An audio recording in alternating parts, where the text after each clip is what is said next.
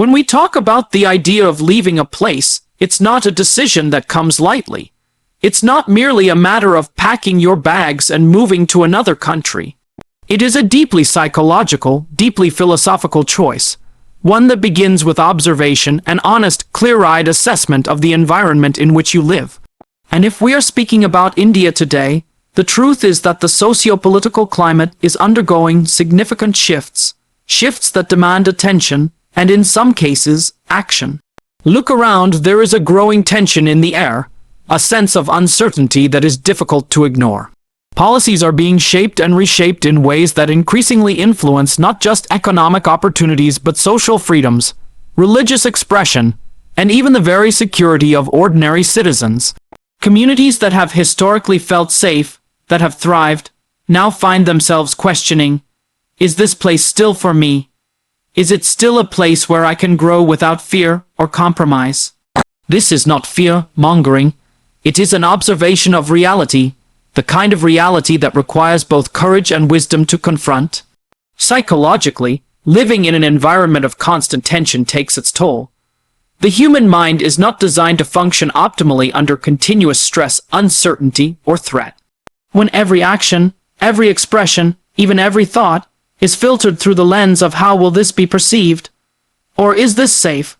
It affects not just productivity and creativity, but also one's spiritual and emotional well-being. People who choose to stay must constantly reconcile their values and beliefs with the pressures around them, and this constant internal negotiation erodes peace of mind, sometimes without one even realizing it. Philosophically, there is a principle here that we often overlook. Your environment shapes your soul as much as it shapes your opportunities. Just as water shapes the riverbed it flows through, the socio-political currents of a society carve paths into your mind, your priorities, your ambitions. If the currents are turbulent, oppressive, or divisive, they inevitably pull at you. They force you to adapt in ways that may compromise who you are or what you stand for. And this is where the conversation about leaving becomes not just practical, but ethical and strategic. It is about positioning yourself in a space where your mind can breathe, where your faith, your intellect, and your spirit can flourish without constant interference. At the same time, it is important to recognize that these shifts are not only about danger or restriction. They are also about understanding limits and opportunities. To remain oblivious or complacent is a choice too, and one that can have consequences you may not see until it is too late. When the socio-political climate begins to limit your freedoms, whether in career, expression, or personal growth, it is a signal. It is a moment for reflection, a moment to decide whether staying is a compromise you are willing to accept, or whether stepping away might allow you to live fully, to grow freely, to thrive authentically. So the question we must ask ourselves is this: do we simply endure the environment we are given, allowing it to shape us passively, or do we take responsibility for our future and seek a place that nurtures our potential instead of constricting it? This is not about abandoning one's homeland lightly. It is about protecting one's future, safeguarding one's values, and ensuring that the pressures of society do not silently dictate the path of your life. Ultimately, the shifts in India's socio-political climate are a wake-up call. They challenge us to examine our surroundings critically, to recognize the impact of the environment on our mind and soul, and to consider the power of choice. And here lies the truth that we cannot ignore. Wisdom is not measured by our ability to endure difficulty alone, but by our ability to act decisively when the currents are no longer favorable to our growth and well-being. When we consider the idea of moving beyond the borders of our homeland, one of the most compelling factors is the question of opportunity not just to survive, but to truly thrive. India, like many countries, has pockets of incredible potential, but there are structural and systemic limits that often restrict the growth of those who dare to dream beyond conventional paths. And this is where the world outside presents a horizon of possibilities that can transform ambition into achievement. Let's begin with the economic landscape. To be honest, India is a land of contradictions. On one hand, there is immense growth in technology, entrepreneurship, and industry. On the other, The competition is fierce, bureaucracy can be stifling, and merit is not always the only criterion for advancement.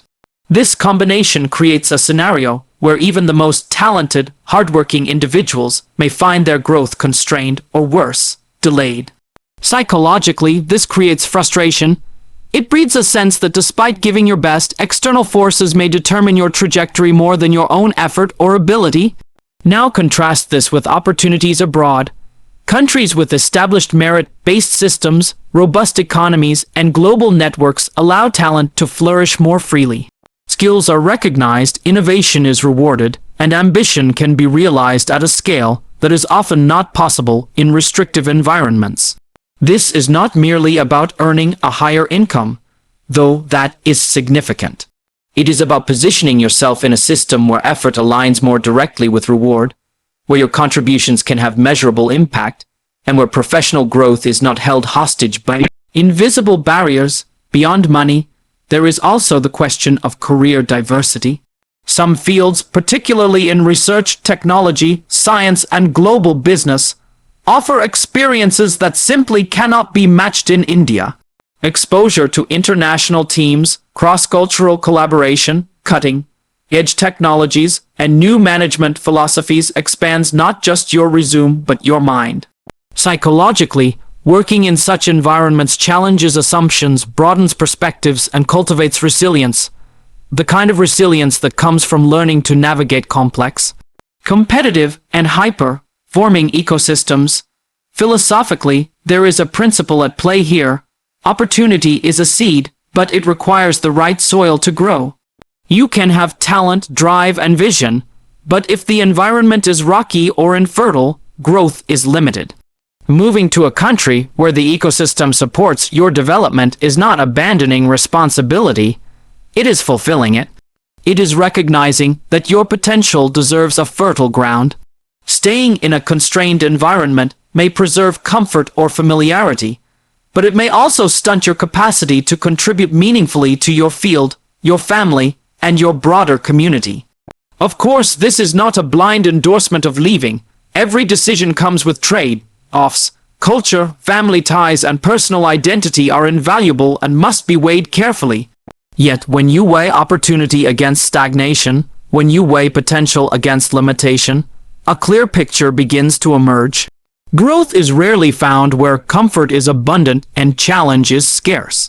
Real growth, economic, intellectual, and spiritual, comes from aligning your efforts with systems that recognize, reward, and nurture them. So ask yourself, do you want to remain in a system that may cap your potential, or do you want to step into an ecosystem that amplifies it? Are you willing to wait for opportunity to knock gently, or are you ready to go where the doors are already open, where merit is valued, and where your vision can take shape in ways unimaginable? If you stay confined, the world is vast, full of landscapes where your effort meets opportunity, where your skills find acknowledgement, and where your dreams are not constrained by circumstance.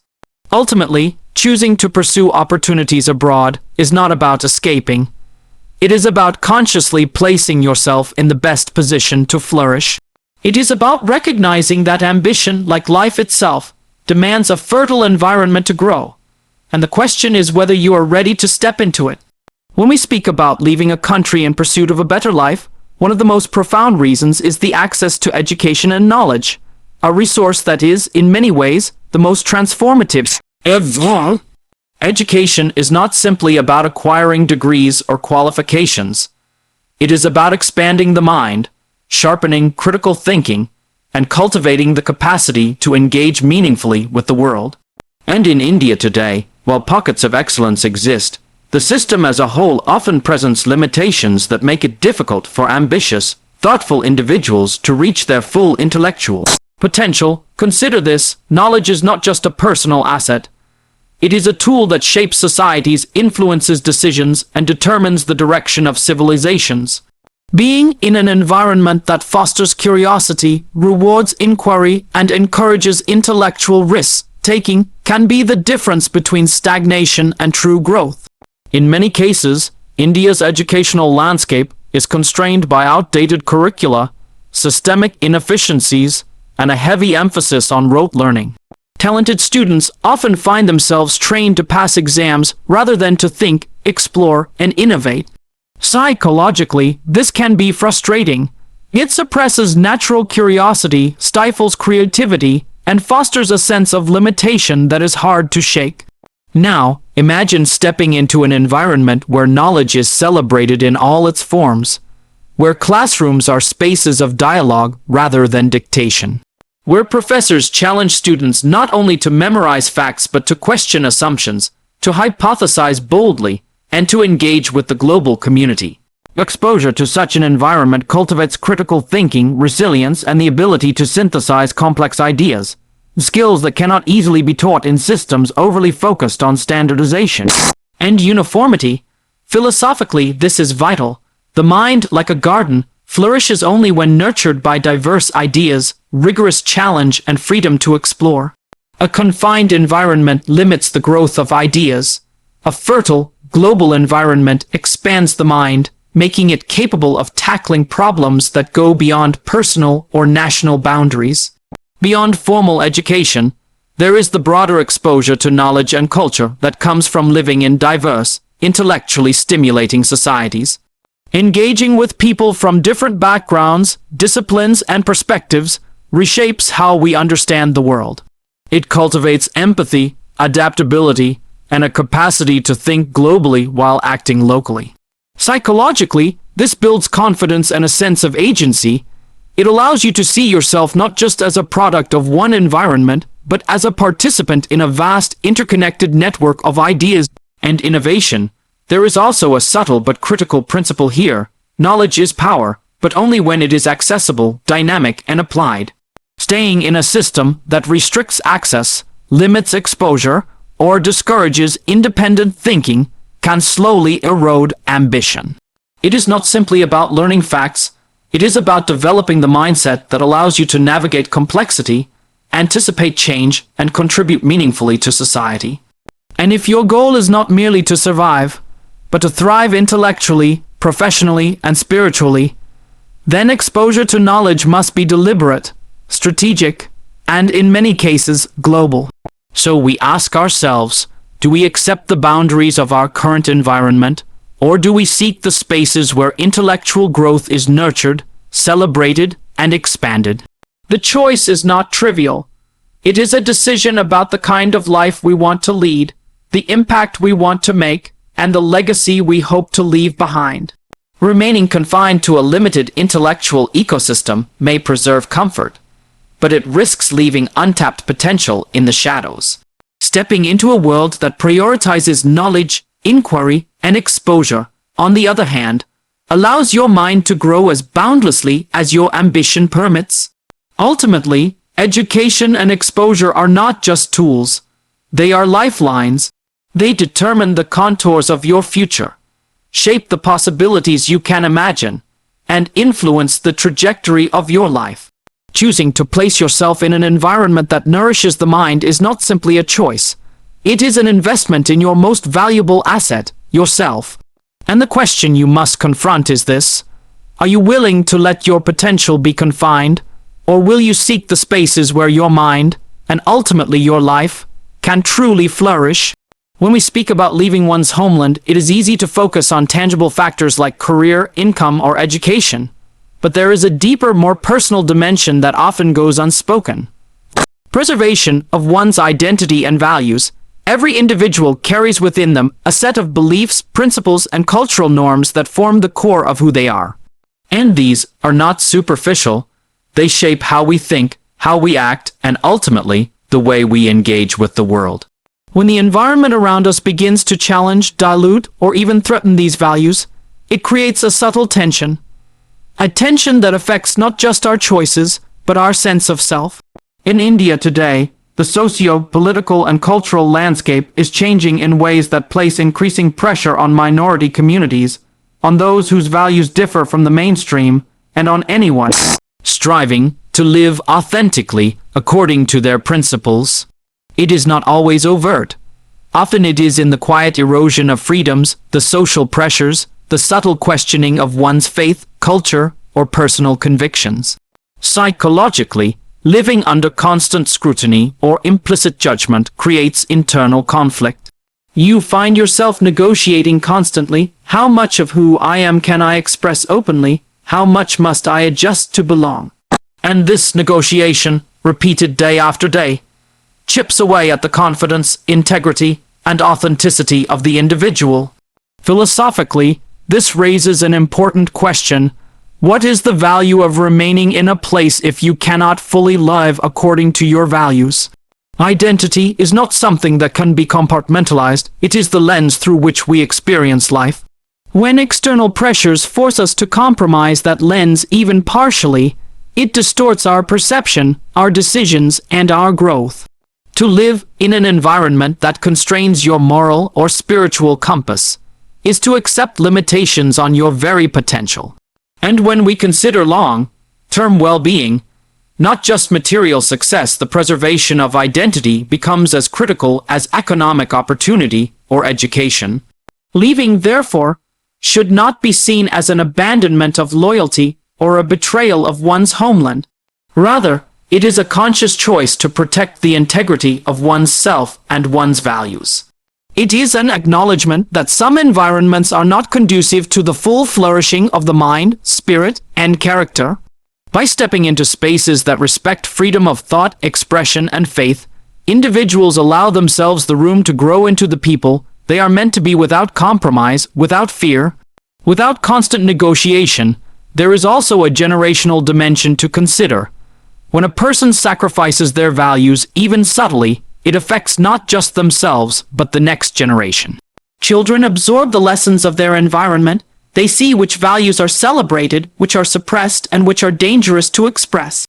Choosing to live in a place where integrity, faith, and personal values are supported is, in effect, a decision to safeguard the environment in which your children and community can thrive. Authentically, it is a ripple effect.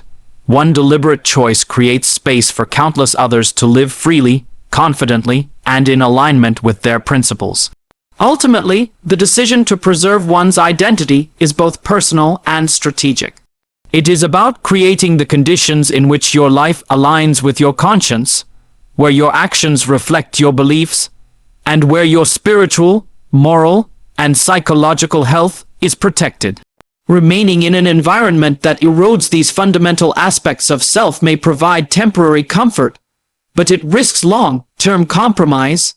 Stepping away is not escape. It is courage. It is the proactive safeguarding of everything that makes you who you are. And so the question that must resonate deeply within us is this: will we allow our surroundings to define the limits of who we are, or will we choose a space that honors our values, nurtures our identity, and allows us to flourish as complete, authentic human beings? Protecting your identity is not merely a choice. It is a responsibility to yourself, your family, and your future.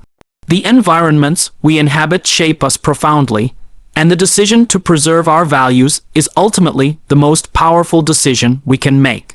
When we discuss the idea of leaving one's homeland, it is natural to focus on external factors like career, education, or identity. Yet there is an equally, if not more, important dimension that underpins all of these considerations: the psychological and social well-being of the individual. Our environment shapes not only the opportunities we can access, but also the state of our mind, our emotional resilience, and our capacity to live fully. If the surroundings are oppressive, stressful, or misaligned with our values, even the most talented or resourceful person can find themselves trapped in a cycle of anxiety, frustration, and compromise. In India today, many individuals experience this tension in subtle but persistent ways. Social pressures, political polarization, and communal divides create an atmosphere where trust, security, and comfort are not guaranteed. Simple decisions, how to express your beliefs, how to participate in public life, even how to relate to neighbors or colleagues, are filtered through a lens of caution. Psychologically, this constant state of vigilance imposes a heavy burden. The mind, designed to focus, create, and innovate, is instead occupied with worry, strategy, and self-preservation. Over time, this erodes not only productivity, but also the ability to experience joy, fulfillment, and peace. There is a philosophical principle here that is often overlooked. Human beings are profoundly social creatures. We thrive in communities that support freedom, fairness, and mutual respect. When those conditions are absent, when social cohesion is fractured, or when an individual feels marginalized, the impact is profound. Mental health, emotional resilience, and even spiritual well-being are tied to the environment in which we live. To remain in a society that implicitly or explicitly undermines these aspects of life is to accept a form of subtle oppression, a limitation on the mind and spirit that is rarely quantified but deeply felt. Leaving for a place that prioritizes psychological and social well-being is not an act of indulgence. It is an act of preservation. It is about placing oneself in a context where the mind can focus, creativity can flourish, and personal growth is supported. In such environments, one can pursue professional goals without constant mental friction, engage in meaningful social interaction without fear, and cultivate inner peace without compromise. Exposure to supportive, well-structured societies teaches individuals how to manage stress, develop resilience, and thrive emotionally, skills that are not only personally transformative but also crucial for contributing positively to family, community, and society at large. Moreover, social well-being extends beyond the individual. It encompasses the safety, dignity, and freedom of family, friends, and the wider community. The environments we inhabit send silent messages to our children and those around us. They teach what is safe to express, what is valued, and what is restricted. By choosing a society that nurtures psychological health and social cohesion, one invests not only in personal well-being, but also in the generational well-being of those who come after. Children learn confidence, integrity, and empathy in spaces that respect individuality and justice, and these lessons shape the trajectory of entire communities. Ultimately, well-being is not a luxury. It is a prerequisite for a life of purpose, productivity, and fulfillment. To sacrifice it for convenience, familiarity, or inertia is to limit the potential of one's own life. Choosing an environment that safeguards mental, emotional, and social health is an act of courage and wisdom, a strategic step toward living fully, authentically, and with clarity of purpose.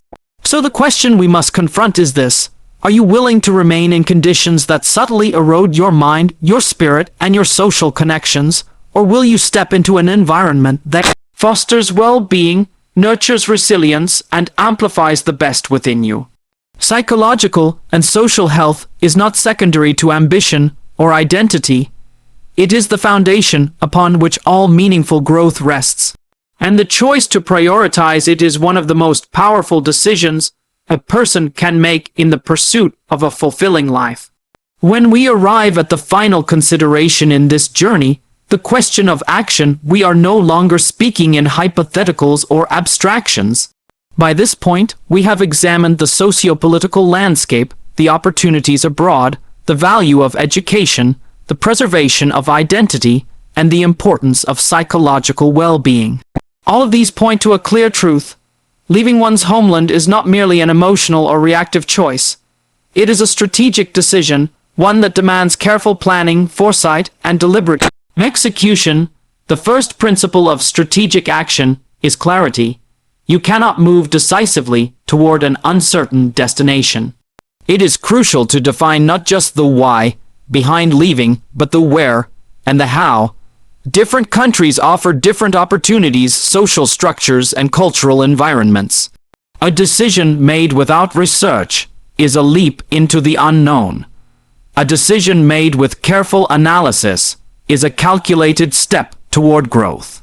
Psychologically, having a clear plan reduces fear, mitigates anxiety, and instills a sense of control over circumstances that might otherwise feel overwhelming.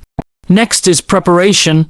Leaving a country is not an impulsive act, it is the result of deliberate groundwork.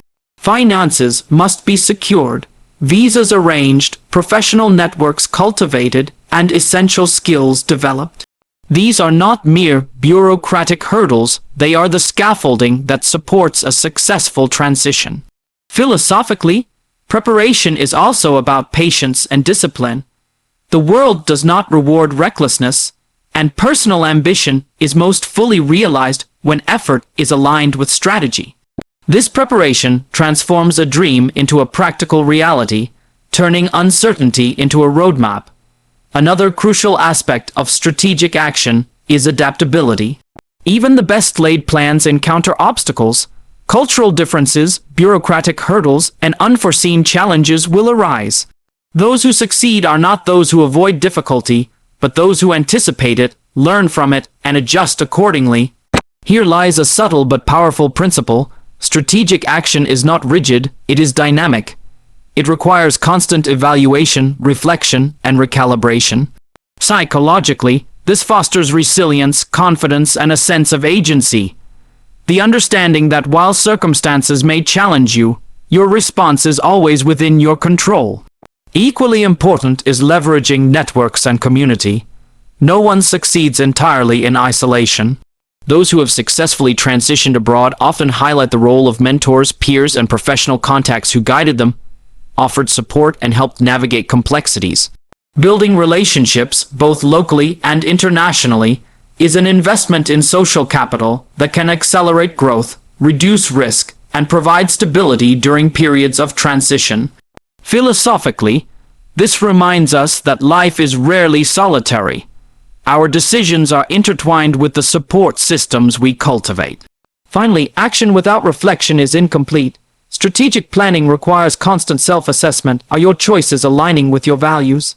Are you maintaining your identity, your well-being, and your long-term vision? Action divorced from reflection risks becoming mere movement. Deliberate, conscious action ensures that every step taken abroad advances not only your career and education, but also your psychological, spiritual, and moral growth. In the end, leaving one's homeland is not about fleeing adversity, nor is it about abandoning responsibility. It is about asserting agency over your own life. It is about recognizing when the environment no longer serves your growth, and then taking decisive, strategic steps to place yourself in one that does. It is about combining wisdom with courage, preparation with ambition, and vision with practical execution. So the challenge before you is clear. Will you drift passively, reacting to circumstance, or will you act intentionally, with foresight, strategy, and purpose? The power to shape your life, to secure your future, and to flourish fully rests in the choices you make today. Strategic planning is not merely a tool. It is the bridge between aspiration and reality, the mechanism through which potential becomes tangible, and the final affirmation that you are the author of your own destiny.